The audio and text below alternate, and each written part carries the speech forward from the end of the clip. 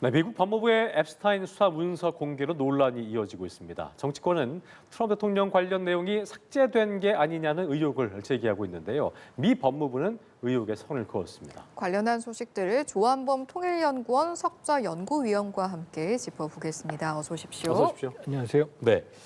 자, 미국 법무부가 법에 따라서 앱스타인 관련 문건을 처음으로 공개를 했는데요. 보도 내용을 좀 보면 트럼프 대통령에 대한 언급은 거의 없다시피 하고 클린턴 전 대통령과 여성들의 어떤 친밀한 장면에 포커스를 좀 맞췄는데 이런 평가가 나오고 있는 상황인데 문건의 핵심은 어떻게 보셨어요? 일단 이제 판도라의 상자가 열렸다. 네. 이제 지옥의 문이 열린 거죠. 미국 정치권에. 왜냐하면 다 아시겠지만 앱스타인 파일의 특징이 뭐냐면 장기간에 걸쳐서 미국을 비롯한 전 세계의 고위층이 특히 이제 미성년 그 가혹한 성착취 문제거든요. 그러니까 여기에 대해서는 지금 미국의 공화 민주 관계없는 고위층이 연루돼 있고 심지어 뭐 영국이나 다른 그 다음에 미국도 지금 정치가 양분돼 있거든요. 예. 그러니까 뭐가 나와도 반으로 쪼개지는데 이 앱스타인 파일만큼은 똑같아요. 그 국민적인 그 분노, 공분.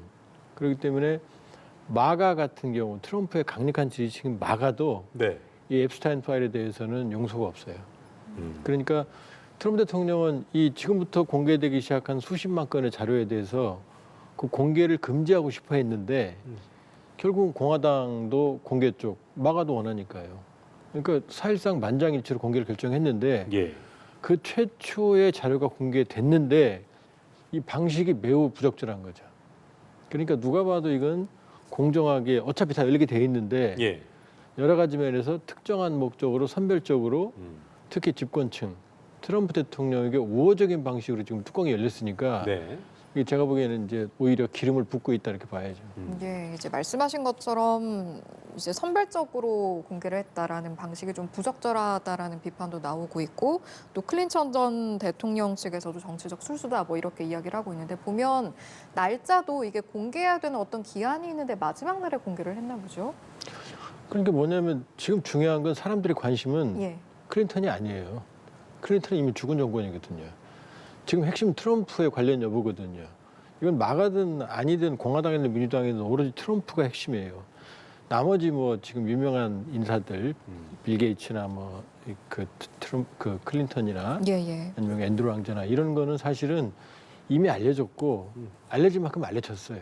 그러니까 더 나와도 이미 크게 이미 죽은 정권이니까 그 충격이 덜한데 모든 시선은 이제 트럼프에 대해서 과연 어디까지 연루가 되어 있느냐 이거거든요. 그런데 지금 방식을 보면 클린턴을 앞세웠거든요. 그다음에 지금 더 중요한 건 뭐냐면은 지금 공개를 했는데 일부 사진이 삭제됐다라는 게 이제 입증이 됐고 그렇습니다. 거기에 이제 하필 트럼프 대통령이 연루가 된 거죠. 관계된 사진이. 예. 그러면 이제 미국 법무부 쪽에서는 아니라고 그러지만 이게 지금 개봉하는 이 자료 공개하는 방식 첫 입구부터 잘못됐거든요. 그럼 지금부터 이제 불신이 불신을 낳게 되는 거죠. 그러면 아무리 트럼프 대통령을 가리려고 해도 물론 미국에서 공개를 하라고 공화 민주당이 모두 합의를 했지만 그러나 미 법무부 기준에 따라서 모두 공개하는 건 아니에요. 그러면 지금 처음부터 만일에 객관성을 확보했다 그러면은 법무부의 신뢰성이 있을 텐데 지금 처음부터 첫 단추를 잘못 꼈으니까 지금부터 숨기면 숨길수록 더 커지는 거죠, 상황이.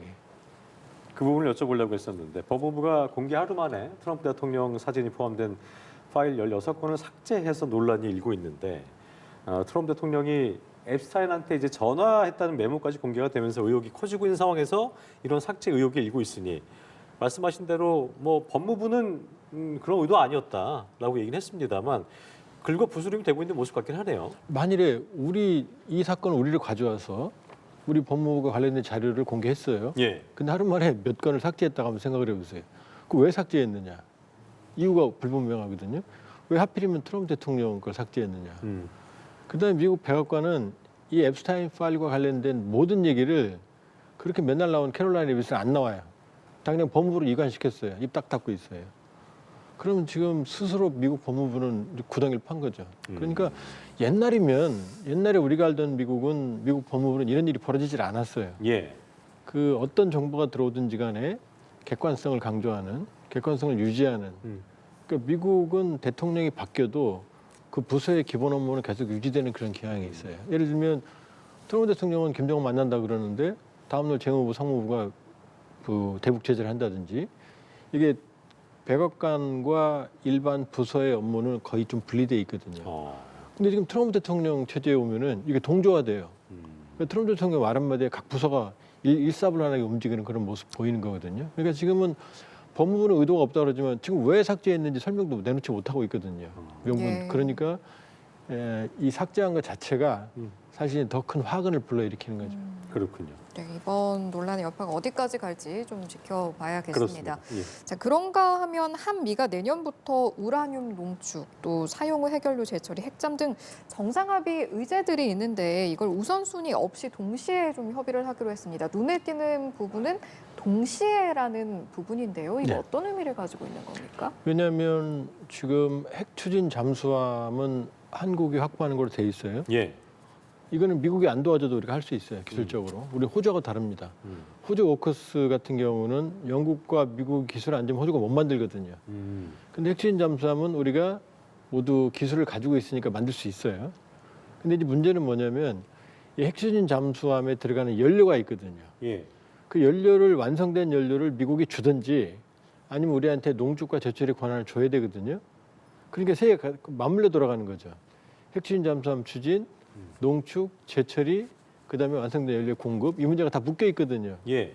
그러니까 저기 나오는 대로 우선순위 없이 한꺼번에 놓는 일. 왜냐 이게 세 개가 병행해서 가는 거니까. 그러니까 만일에 순차적으로 간다 그러면은 핵심 잠수함 끝나고 나면 농축 또 제철이 이 문제가 순차적으로 가면 더 기한이 늘어나거든요. 예. 그러니까 동시다발적으로 한다는 얘기는 결국 최단 기간 내에 우리가 원하는 일정을 맞출 수 있는 그런 프로세스다 이렇게 볼 수 있죠. 예. 그 핵잠 부분에 있어서 아까 잠시 언급을 해주셨습니다만 미국 원자력법 91조에 근거한 별도 협정 체결을 추진하겠다고 밝혔는데 네. 아까 말씀하신 그 부분 호주가 오코스를 통해서 택한 방식과 유사한 점이 있는데 이 구상이 현실화될 가능성 어떻게 봐야겠습니까? 미국 원자력법 91조는 한미 원자력 협정보다 더 상위예요. 오코스보다 상위예요. 예. 근데 그 91조는 아이러니한 게 뭐냐면은 미국의 핵물질과 핵물질 제조, 그다음에 핵무기 관련 기술을 외국으로 이전할 수 없다라는 조항이에요. 어허. 이전할 수 있다는 조항이 아니라. 예. 그런데 여기에 조항이 뭐냐면은 그러나 대통령이 외적으로 인정을 할 경우에는 이전할 수 있다가 들어 있고 대통령의 결정으로 끝나는 게 아니에요. 대통령이 만일에 오커스처럼 자 이제 인정해 주겠다라고 결정을 하면 행정명령을 내리면 이게 의회로 넘어가요. 그래서 의회로 넘어가서 의회가 일정 기간 동안 검토를 해서 거부를 하지 않으면 거부하면 안 됩니다. 아하. 거부하지 않으면 이제 이전할 수 있거든요. 대통령 오케이를 해도 의회가 거부하면 안 의회가 되는군요. 거부하면 안 됩니다. 그러니까 일본 같은 경우도 의회가 동의한 게 아니고 의회가 일정 기간을 지나서 그냥 NCND 묵묵부답 답변을 안 했어요. 그러니까 인정한 게 아니고 동일한 말은 안 했지만 예, 지금도 그래서 미국 의회는 우리가 인정한 적 없다 그러거든요. 그렇군요. 그러니까 우리 같은 경우도 91조 조항에 따라서 지금 트럼프 대통령이 인정했거든요. 예.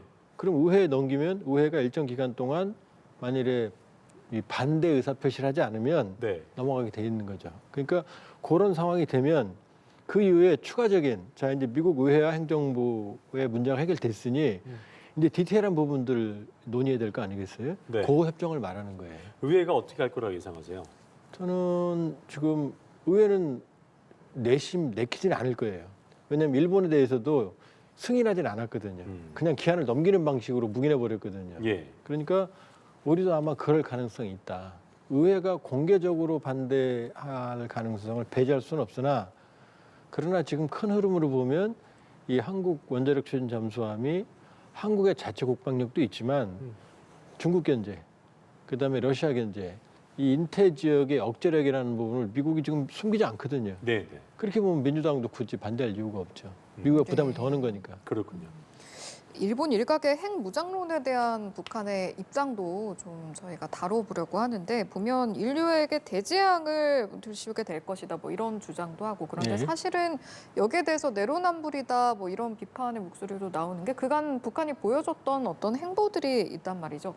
그럼에도 불구하고 북한이 이런 뉘앙스로 이야기를 하는 거 저희가 어떻게 해석하면 되겠습니까? 일단 저기가 두 가지 포인트인데요.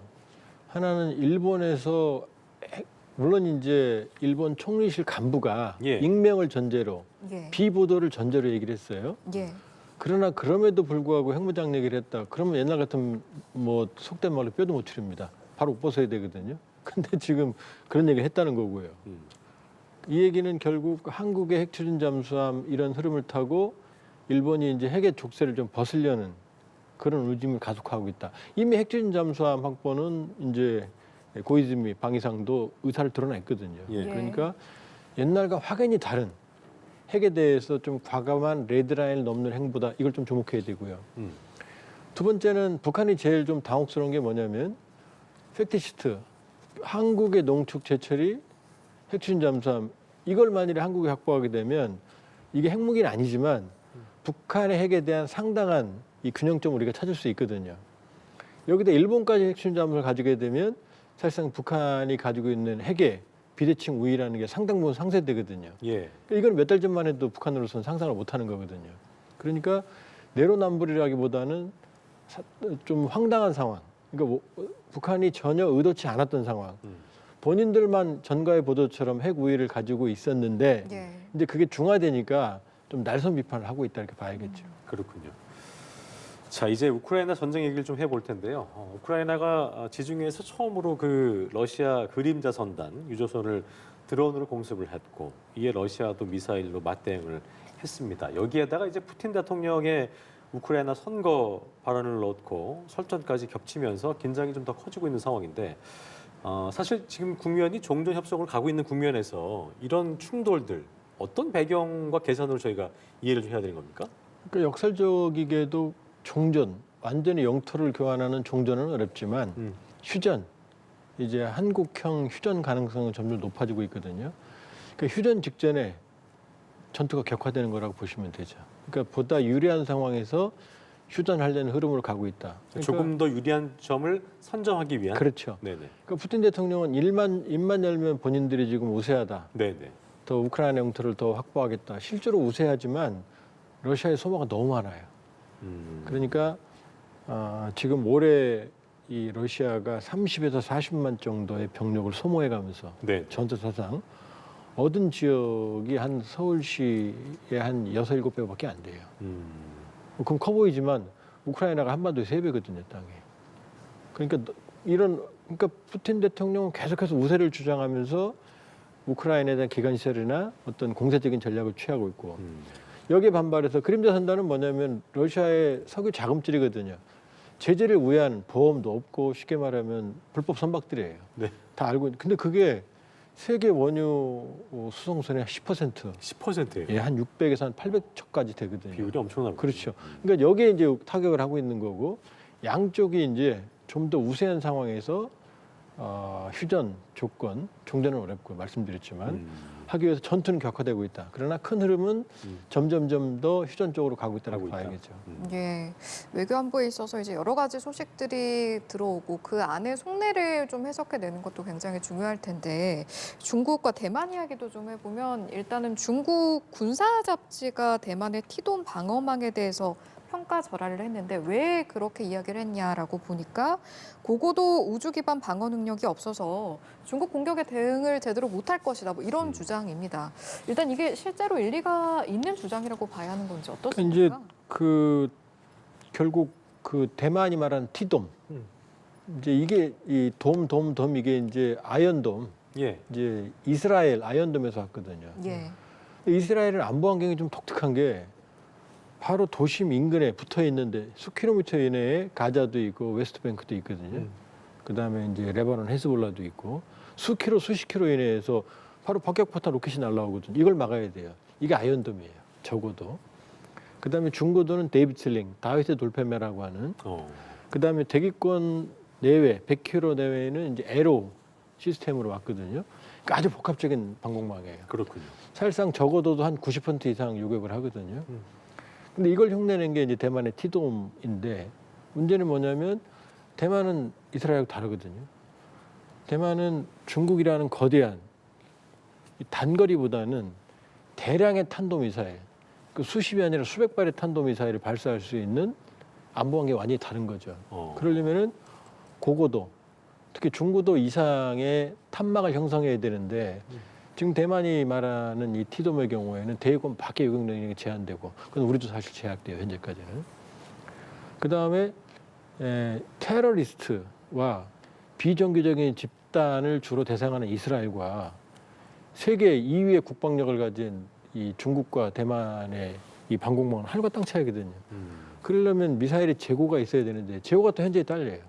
그러니까 대만이 말하는 티돔, 그러니까 이스라엘과 같은 요격률을 감당하는 건 사실 선진국도 힘들거든요. 예. 근데 대만 같은 경우에는 세계 2위의 국방력을 가진 중국을 대상으로 이스라엘이와 완전히 다른 환경에 처해 있기 때문에 이 티돔은 근본적으로 한계가 있다. 어느 정도 공격을 완화시킬 수는 있겠지만은 이스라엘과 같은 방공 요격률을 확보하는 건 처음부터 불가능하다. 공격 물량이 많을 경우에는 한계가 있다는 말씀이신 거죠? 왜냐하면 미사일의 재고가 있거든요. 미사일의 재고가 있거든요. 1차 공격 정도 막을 수 있을 정도도 안 되는 거죠. 그렇군요. 이 대만은. 자, 어쨌든 외부적으로도 이런 중국의 위협을 항상 견지해야 되는 대만 입장인데 끝으로 대만 내부 사건도 좀 짚어볼까 싶습니다. 대만 도심에서 연막탄하고 방화까지 동원된 흉기 난동 때문에 사상자가 발생을 했고 사전 답사 정황 등이 이제 보이면서 계획 범죄 가능성도 나오고 있는 상황이거든요. 이게 사실 단순 어떤 강력 범죄를 넘어서 치안이나 안보 체계가 허점 드러낸 것이다, 붕괴된 것이다 이런 뭐 분석도 나오고 있더라고요. 어떻게 좀 보셨어요? 그러니까 안보 체계의 허점 이것보다는 이런 식의 공격은 사실 우리도 우려스럽죠. 왜냐하면 현재까지 테러의 징후는 없어 보여요. 예. 그러나 연막탄을 터뜨리고 방화를 하고 여기서 물차별적인 흉기 난동은 지금까지 전례가 없거든요. 그렇게 보면은 지금 이제 용의자는 사망했으니까 아직 원인 규명은 좀 어려움이 있겠지만 동기부터 시작해서 사실상 테러거든요. 테러 형태인데 그러나 지금 테러와 관계된 징후나 그런 대만 내에 저런 테러의 전례가 거의 없거든요. 그러니까요. 그렇게 보면 좀 더 조사를 해봐야겠지만 개인적인 동기일 수도 있지만 그러나 사전에 치밀하게 준비한 정황과 전례를 찾기 어려운 어떤 용의 주도함을 봤을 때 이건 또 관련된 유사한 협박 그러니까 같은 테러일 수 것들이 있다는 말씀이신 거잖아요, 그죠? 그 테러 형태를 띠고 있는데 음. 그러나 테러리즘은 지금 대만에서 그런 전례가 없거든요. 무슨 종교도 아니면 반국가나 이런 사례가 그렇게 보면은 좀 두고 봐야겠지만 크게 보면 대만이 가진 정치, 경제, 사회 안보적인 불안, 사회 저변에 깔린 그 불안이 하나의 원인일 수 있다. 그런 이제 개인적인 견해고 네. 좀 두고 봐야죠. 알겠습니다. 이렇게 네. 대만 소식까지 들어봤고요. 여기까지 듣고 마무리하도록 하겠습니다. 오늘 이 시간은 조한범 통일연구원 석자연구위원과 함께했습니다. 잘 들었습니다. 말씀 고맙습니다.